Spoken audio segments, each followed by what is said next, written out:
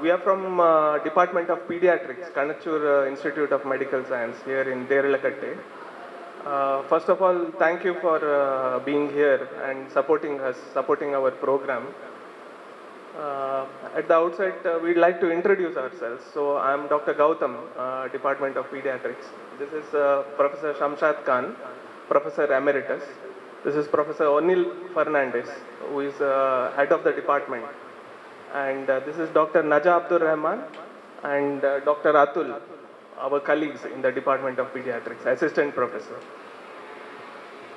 We are conducting a CME under the guidance of our Honorable Dr. Haji UK Monu, who is our chairman, Kanachur Islamic Education Trust, and Dr.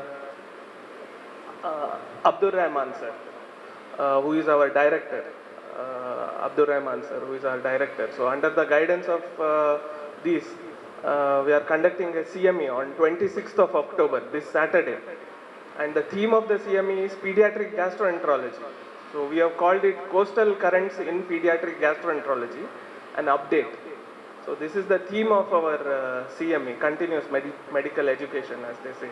So we invited practicing pediatricians, practicing doctors around the area, postgraduate students. We have 6 or 7 medical colleges in Mangalore. So we've called postgraduate students for purposes of teaching and learning. And other colleagues from the department in our institute for this CME.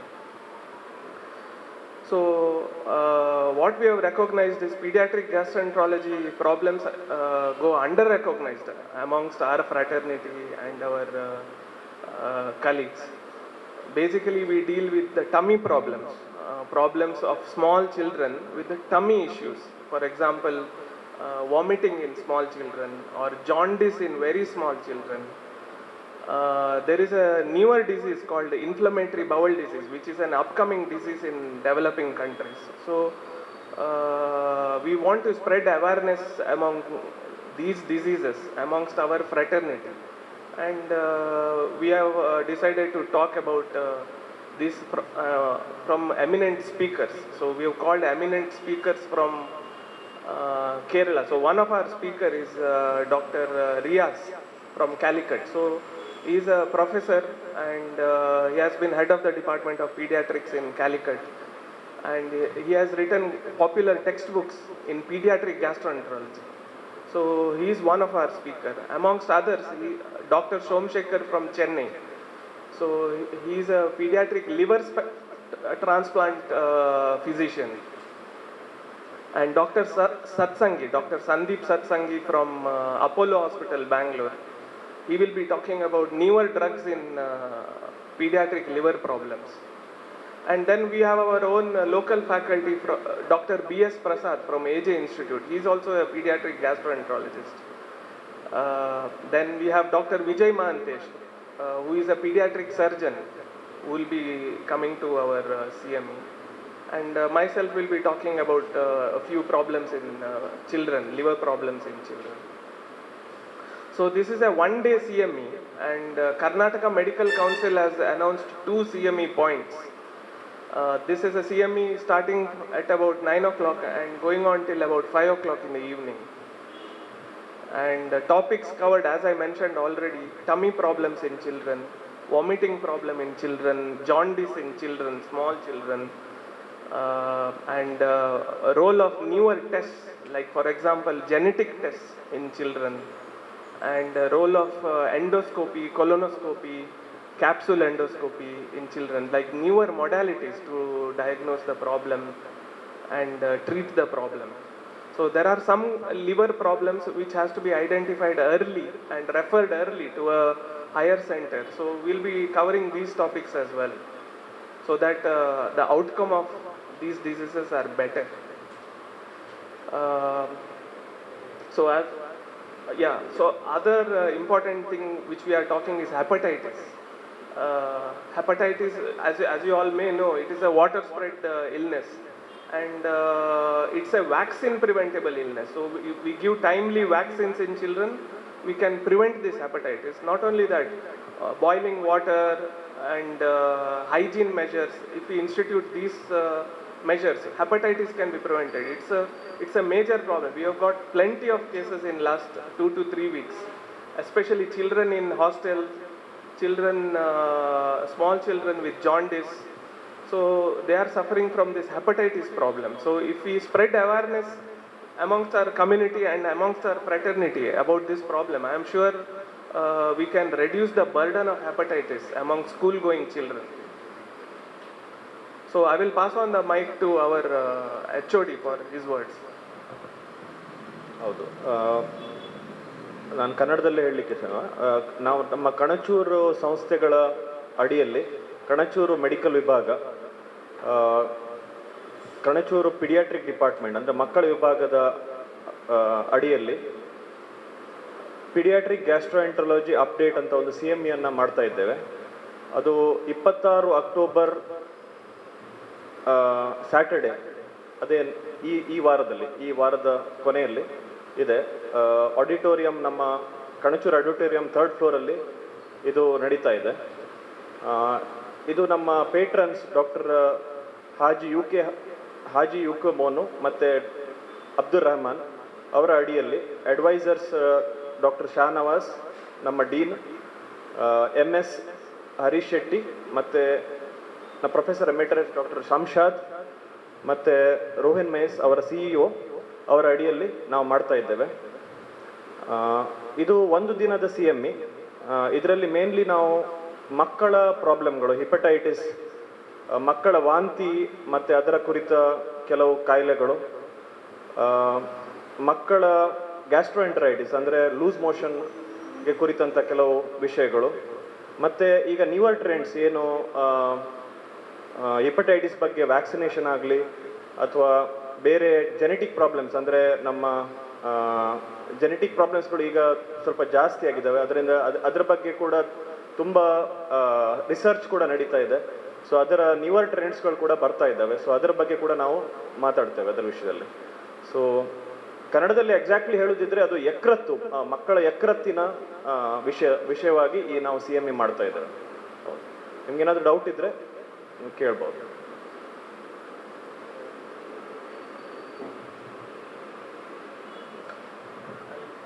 ಇದು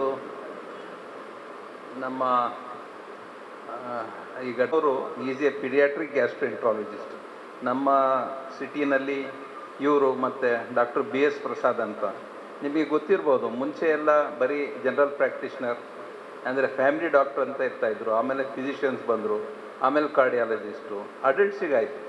ಇತ್ತೀಚೆಗೆ ಮಕ್ಕಳ ವಿಭಾಗದಲ್ಲೂ ಎಲ್ಲ ಮಕ್ಕಳ ENT surgeon, ಮಕ್ಕಳ heart specialist ಇದ್ದಾರೆ, doctor Prem Alva ಅಂತ. ಅವ್ರು ನಮ್ಮ ಹಾಸ್ಪಿಟ್ಲಿಗೆ ವಿಸಿಟ್ ಮಾಡ್ತಾರೆ. ಮತ್ತೀಗ ಡಾಕ್ಟರ್ ಗೌತಮ್ ಇದ್ದಾರೆ. ಹೀಗೆ ಮಕ್ಕಳಲ್ಲೂ ಎಲ್ಲ ಸಬ್ ಸ್ಪೆಷಾಲಿಟಿ ಬರ್ತಾಯಿದೆ. It's in era of sub speciality.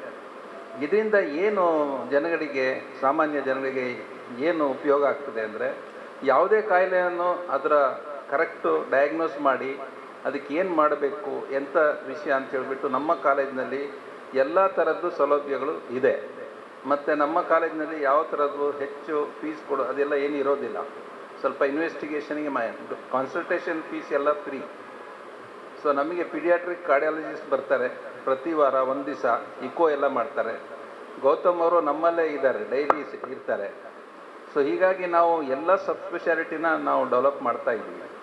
So ಈ ವಿಷಯದಲ್ಲಿ ನಾವು CME ಮಾಡಿ ಇದು ನಮ್ಮ ಈಗ ಪೋಸ್ಟ್ ಗ್ರ್ಯಾಜುಯೇಟ್ಸ್ ಇದ್ದಾರಲ್ಲ, MD ಆಗ್ತಿದ್ದಾರೆ, ಅವ್ರಿಗೆ ಇದ್ರ ಬಗ್ಗೆ ಹೆಚ್ಚು ಮಾಹಿತಿ ತಿಳಿದು ಮತ್ತು ಇವರು ಪ್ರಾಕ್ಟೀಸ್ ಮಾಡಿದಾಗ ಇದನ್ನು ಎಲ್ಲ ಸಾಮಾನ್ಯ ಜನರಿಗೆ ಇದ್ರ ಬಗ್ಗೆ ತುಂಬ, ಈಗ ಮುಂಚೆ ಆದರೆ ನಾವು ವೆಲ್ಲೂರಿಗೆ ಹೋಗಬೇಕು, ಇಲ್ಲಿಗೆ ಹೋಗಬೇಕು, ಪಿಡಿಯಾಟ್ರಿಕ್ ಡಯಾಲಿಸಿಸ್ ಮಾಡಬೇಕಂದ್ರೆ ಅಂತೇಳಿ ಎಲ್ಲ ಇತ್ತು.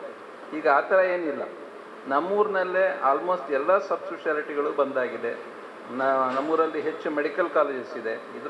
ಸಾಮಾನ್ಯ ಜನರಿಗೆ ತುಂಬ ಇದ್ರ ಬಗ್ಗೆ ಉಪಯೋಗ ಆಗ್ತದೆ. ಈಗ ಡೋಟಾ ಸ್ಕ್ಯಾನ್ ಅಂತ ಉಂಟು ಇಲ್ಲಿ. ಅದು ಮುಂಚೆ ಆದರೆ ನಾವು ಬಾಂಬೆ, ಡೆಲ್ಲಿ, ಬ್ಯಾಂಗ್ಳೂರೆಲ್ಲ ಹೋಗ್ತಾಯಿತ್ತು. ಈಗ ಆ ಥರ ಇಲ್ಲ, ನಮ್ಮೂರಿನಲ್ಲೇ ಎಲ್ಲ ಅವೈಲಬಲ್ ಇದೆ. ಸೊ ಪರ್ಟಿಕ್ಯುಲರ್ಲಿ ಗ್ಯಾಸ್ಟ್ರೋಎಂಟ್ರಾಲಜಿ ಹೇಳೋದಾದರೆ ಇದಕ್ಕೆ ಒಂದು ಆರ್ಗನ್ ಇಲ್ಲ. ಈಗ ಹಾರ್ಟ್ ಅಂದರೆ ಒಂದೇ ಆರ್ಗನ್. ಇಲ್ಲಿ ಕಂಪ್ಲೀಟ್ ಇಂಟೆಸ್ಟೈನ್, ಯಾಕಂದ್ರೆ ನಾವು ಊಟ ಮಾಡ್ತೀವಿ, ಅದನ್ನು ಸರಿ ನಮ್ಮ ಬಾಡಿಗೆ ಸೇರಬೇಕು. ಮಕ್ಕಳಲ್ಲೂ ತುಂಬ ಪ್ರಾಬ್ಲಮ್ ಇರ್ತದೆ. ಎದೆ ಹಾಲು ಕೊಡಬೇಕು, ಅದು ಹೇಗೆ ಕೊಡಬೇಕು, ಮತ್ತು ಅದರಿಂದ ಏನೇನು ಉಪಯೋಗ ಆಗ್ತದೆ. ಮತ್ತು ಇವ್ರು ಹೇಳಿದಾಗೆ ಗ್ಯಾಸ್ಟ್ರೋಎಂಟ್ರೈಟಿಸ್ ಅಂದರೆ ವಾಂತಿ ಬೇರೆ ಸ್ಟಾರ್ಟ್ ಆಯಿತು ಅಂದರೆ ಫಸ್ಟು ಹೆಚ್ಚಾಗಿ ಕಾಯಿಲೆಗಳು ಬರೋದು ನಿಮೋನಿಯಾ, ಇನ್ಫೆಕ್ಷನ್ನು, ಶೀತ, ಕೆಮ್ಮು. ನೆಕ್ಸ್ಟ್ ಬರೋದೇ ಗ್ಯಾಸ್ಟ್ರೋಎಂಟ್ರೈಟಿಸ್, ಗೊತ್ತಾಯ್ತಲ್ಲ. ಅದರಲ್ಲೂ ಇತ್ತೀಚೆಗೆ ಡಾಕ್ಟರ್ ಗೌತಮ್ ಹೇಳಿದಾಗೆ ಹೆಚ್ಚು ಹೆಪಟೈಟಿಸ್ ಎ ಸ್ಪ್ರೆಡ್ ಆಗಿ ತುಂಬ ಜನಕ್ಕೆ ಸೀರಿಯಸ್ ಕಾಯಿಲೆ ಬಂತು, ಗೊತ್ತಾಯ್ತಲ್ಲ. ಅದನ್ನೆಲ್ಲ ಹೇಗೆ ತಡೆ ಕಟ್ಟಬೇಕು, ಅದಕ್ಕೇನು ವ್ಯಾಕ್ಸಿನ್ ಅವೈಲೇಬಲ್ ಇದೆ, ಇದ್ರ ಬಗ್ಗೆ ಎಲ್ಲ ಮಾಹಿತಿ ಕೊಡಲಿಕ್ಕೆ ಈ CME ಮಾಡಿದ್ದೀವಿ. ಸೊ ಇದ್ರ ಬಗ್ಗೆ ನಿಮಗೇನಾದರೂ ವಿಷಯ ಇನ್ನೂ ಹೆಚ್ಚು ತಿಳಿಬೇಕು ಅಂದರೆ ಕೇಳ್ಬೋದು. ನಮ್ಮ ಪ್ರೊಫೆಸರ್ ಫರ್ನಾಂಡಿಸ್ ಇದ್ದಾರೆ, ನಾನಿದ್ದೀನಿ, ಡಾಕ್ಟರ್ ಗೌತಮ್ ಅವರೇ ಅದಕ್ಕೆ ಸಬ್ ಸ್ಪೆಷಲಿಸ್ಟು. ಸೊ ಏನು ಬೇಕಾದರೂ ನೀವು ವಿಷಯ ಕೇಳ್ಬೋದು.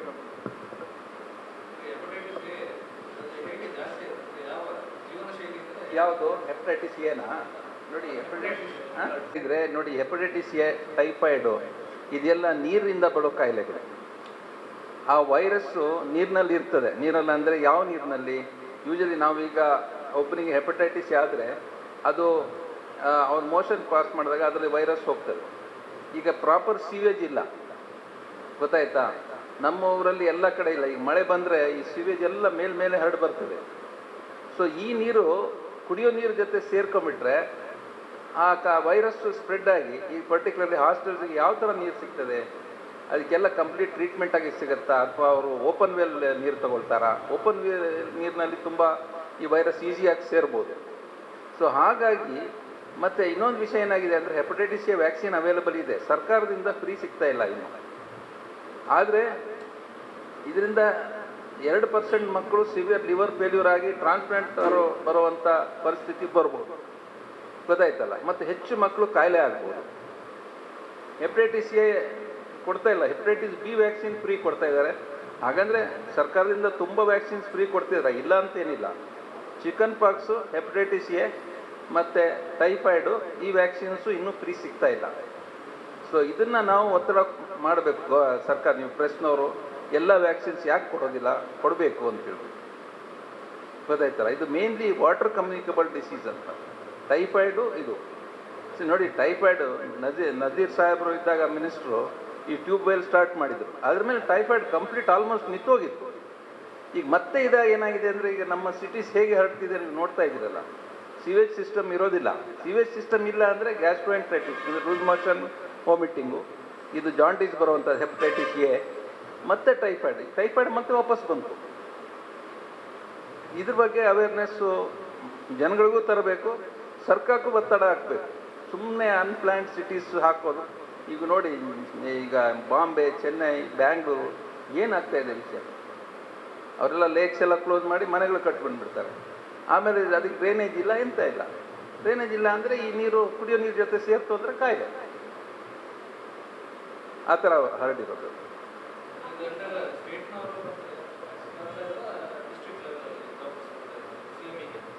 ಇದು ನಮ್ಮ ಸ್ಟೇಟು ಮತ್ತು ಇಂಟರ್ ಸ್ಟೇಟ್ ಅವರು ಕೂಡ ಬರ್ತಾ ಇದ್ದಾರೆ. ಹೌದು.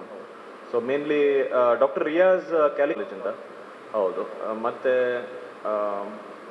ಡಾಕ್ಟರ್ ಸೋಮಶೇಖರ್ ಅವರು ಬ್ಯಾಂಗ್ಳೂರು ಮೇನ್ಲಿ, ಬಟ್ ಚೆನ್ನೈಯಲ್ಲಿ ಅವರು ಕ್ಲಿನಿಕಲ್. ಹೌದು, ನಮ್ಮ ಇಬ್ಬರು ಗ್ಯಾಸ್ಟ್ರೋಎಂಟರಾಲಜಿಸ್ಟ್ಗಳು. ಹೌದು. DM ಬರೀ ಲಿವರ್ ಕಾಯಿಲೆ, ನಮ್ಮೂರಿನವರೇ ಅವರು. Is also coming and speaking. Somashekar is liver transplant physician ಅವರು. ಅಂದರೆ ಯಾವ ಪೇಷಂಟಿಗೆ ಲಿವರ್ ಟ್ರಾನ್ಸ್ಪ್ಲಾಂಟ್ ಮಾಡ್ಬೋದು ಅದನ್ನು ಎಲ್ಲ ಕರೆಕ್ಟ್ ಇದು ಮಾಡಿದ ಮೇಲೆ surgeon will do the liver transplant. But ಅದನ್ನು ಕಂಪ್ಲೀಟ್ ಸ್ಟಡಿ ಮಾಡಿ ಇದಕ್ಕೆ ಆಗ್ಬೋದು, ಕೊಡ್ಬೋದು, ಇಲ್ಲ ಅಂತ ಹೇಳೋದು is A liver transplant physician. So ಇಷ್ಟು ಮಟ್ಟಿಗೆ ಈಗ ಡೆವಲಪ್ಮೆಂಟ್ ಆಗಿದೆ ನಮ್ಮ ದೇಶದಲ್ಲಿ.